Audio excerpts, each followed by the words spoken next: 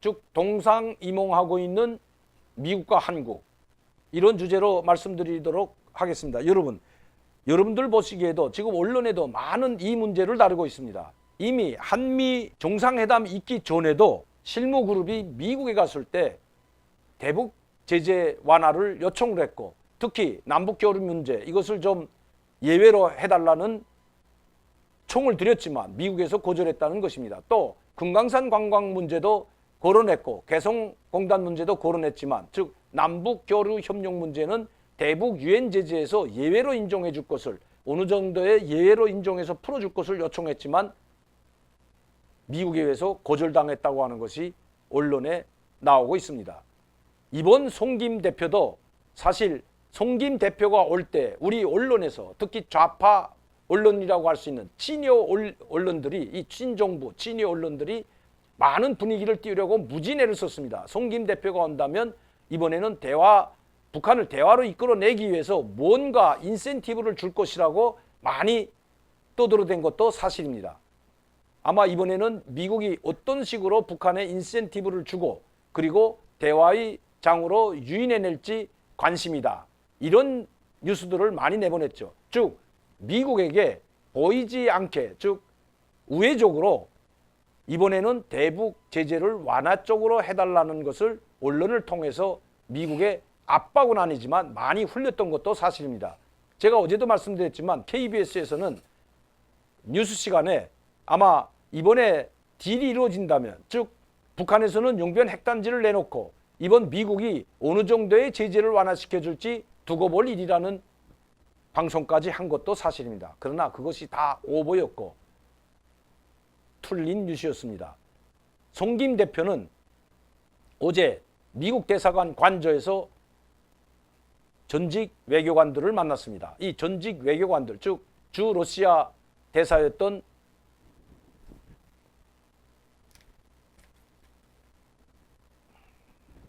김성환 조 외교통상부 2차관,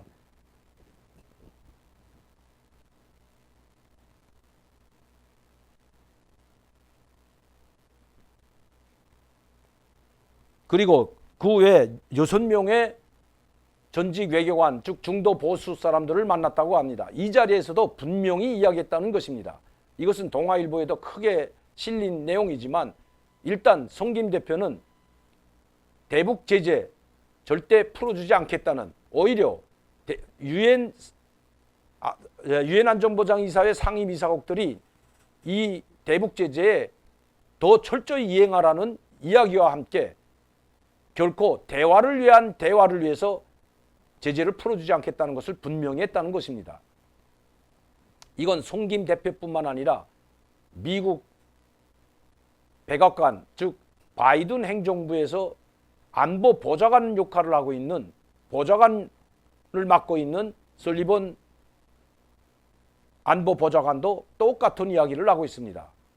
이번에 설리번 안보 보좌관이 이번 3차 전원회의에서 김정은이 아주 흥미로운 신호를 보내고 있다, 이런 이야기를 한 것에 대한 김여정의 바로 일격이 있었습니다.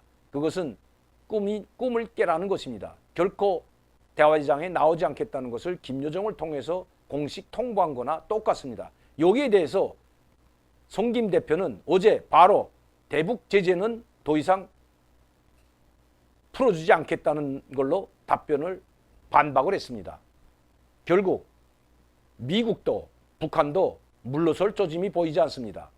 그런데도 불구하고 우리 한국 정부는, 특히 문재인 정부, 청와대는 어떻게 해서라도 남북 교류 협력에 물꼬를 투고 그리고 북한을 대화의 장으로 이끌어내기 위한 각종 이야기들, 즉 북한을 지원할 때 대한 이야기들을 계속해서 하고 있습니다. 특히 전직 장관들과 대통령의 외교안보 특보인 임종석 특보는 한미 군사훈련 중단 아니면 축소를 해야 한다고 노골적으로 이야기하고 있는 것입니다.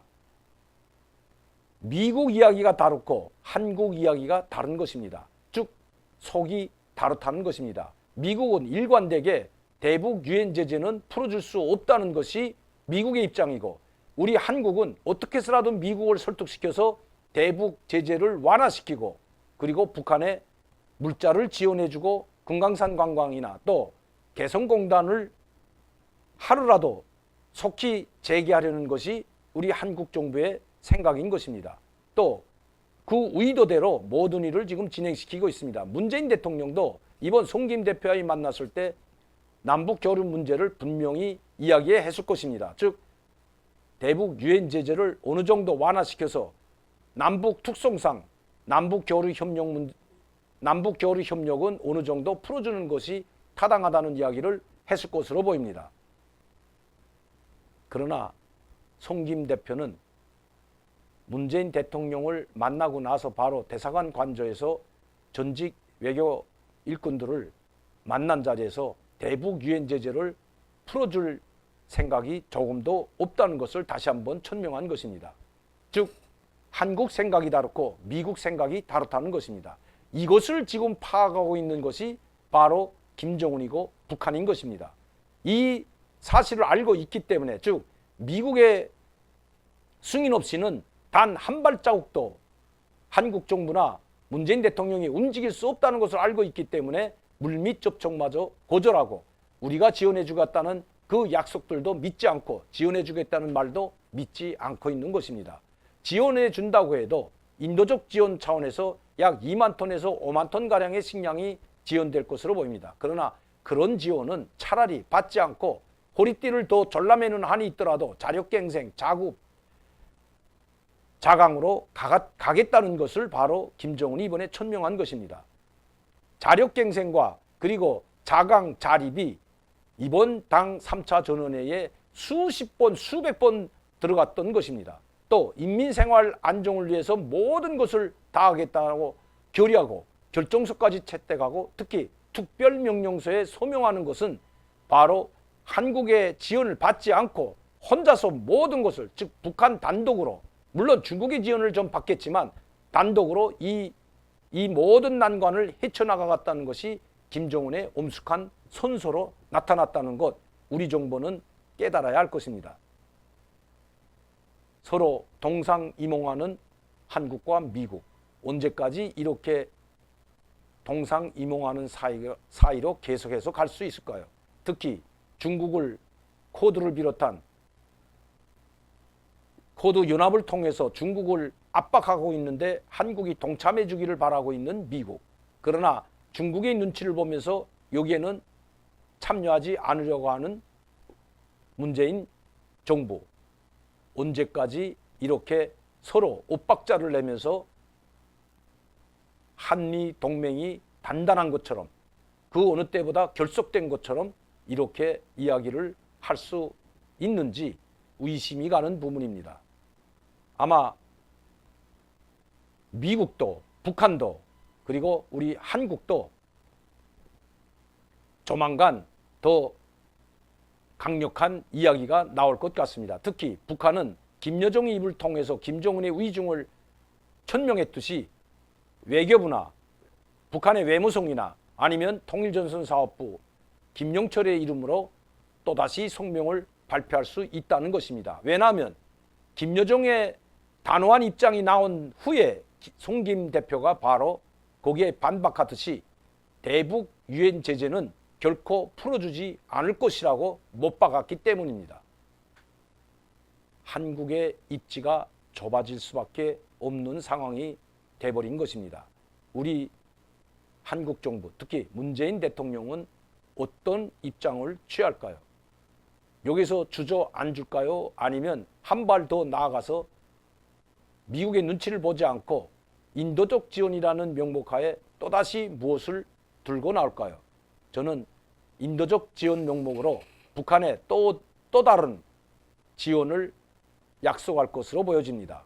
이번에 이인영 통일부 장관이 식량 협력을 주저하지 않겠다는 이야기나 또 임종석 외교안보 특보가 한미 군사훈련 중단이나 축소를 제창한 것은 아마 우연이 아닐 것이라는 것입니다. 즉 한미 군사훈련을 중단한다는 이야기가 나올 수도 있다는 것입니다. 점점 한미 동맹이 꼬여가고 동상이몽하는 미국과 한국이 결국 불협화음으로 한미동맹에 균열이 가지 않는지 지켜볼 일입니다.